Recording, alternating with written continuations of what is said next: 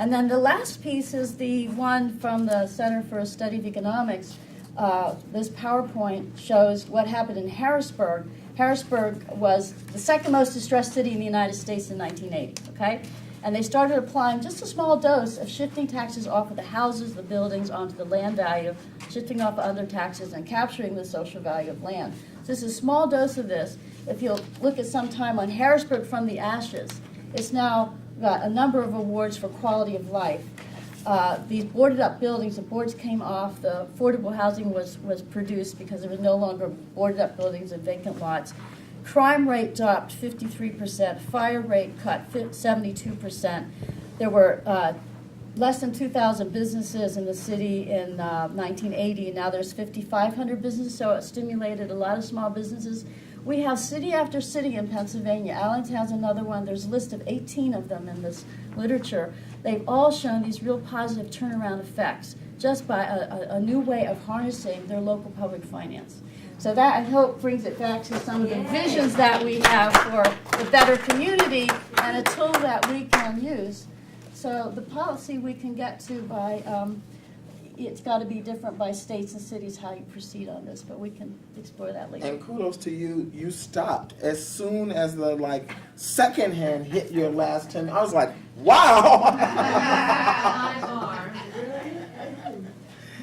Thank you. I could intuit your presence there. You can see him getting closer and closer. Well, hello, everyone. I think this whole idea of speaking about land, first of all, the contrast between valuing land as a commodity versus valuing it as sacred space, right, and something from which we get sustenance and life, and I think it really does make a difference.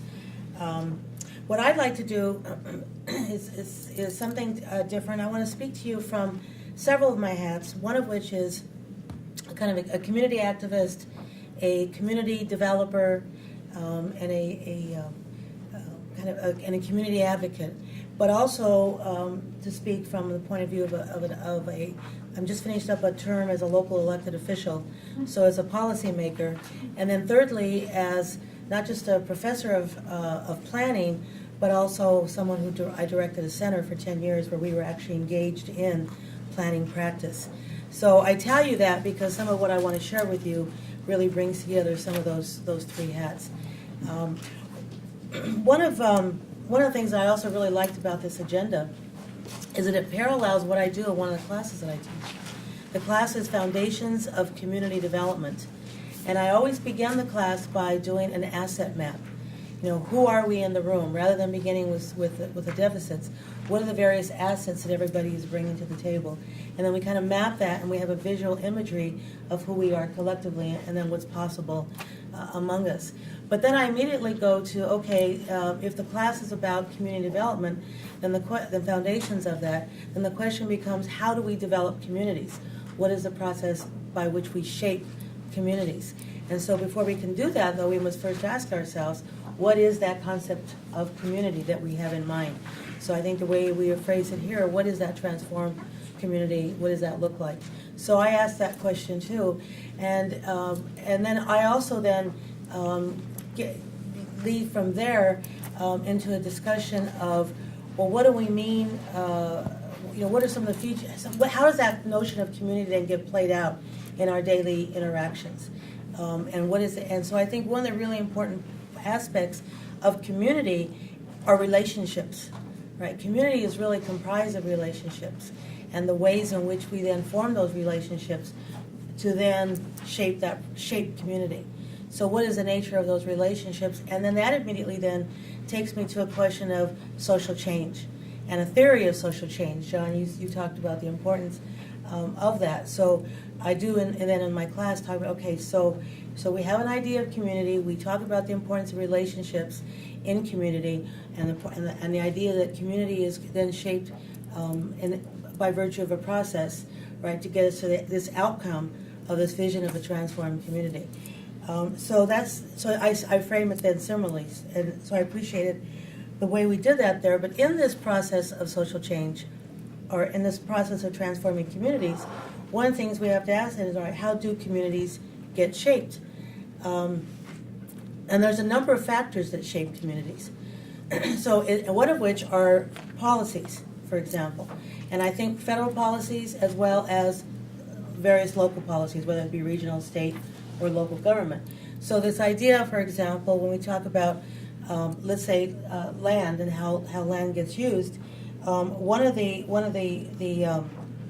questions then is how do we move from land to space to place, right? And what is that transformation? Because we start out with land, right? But land also becomes there's a concept of space then, that then in our interaction with that space, then we create or don't create place. And so part of the question is, what is the kind of place that we are creating? What is the quality of that place that we're creating? So federal policies, for example, are something that have had a big role. We can talk about FHA policies, for example, and the various lending practices, and the fact that a lot of our communities were shaped and our places were created or destroyed as results of things like the redlining of FHA policies, for example, the destruction of urban renewal projects, right, that literally destroyed thousands and thousands of housing stock and didn't replace it, and in the course of that destroyed communities.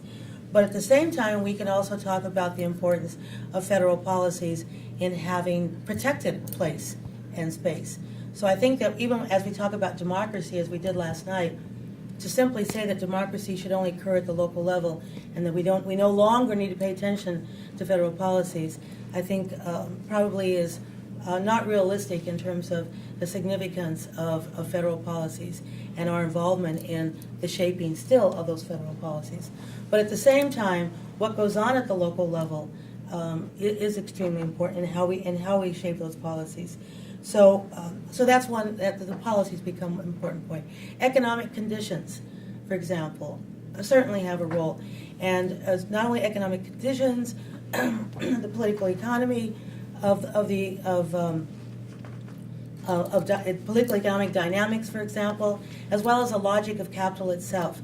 So we can talk about for a community having the dynamics of a community being very much related to the logic of capital, as we talk, for example, about the placement of labor in relation to industry, for example, and manufacturing, and how they get played out. And that reminds me, by the way, of a local policy that's been very significant, which is the policy of zoning, right? Even here in Baltimore, we can talk about a policy in 1910 that actually led to the segregation of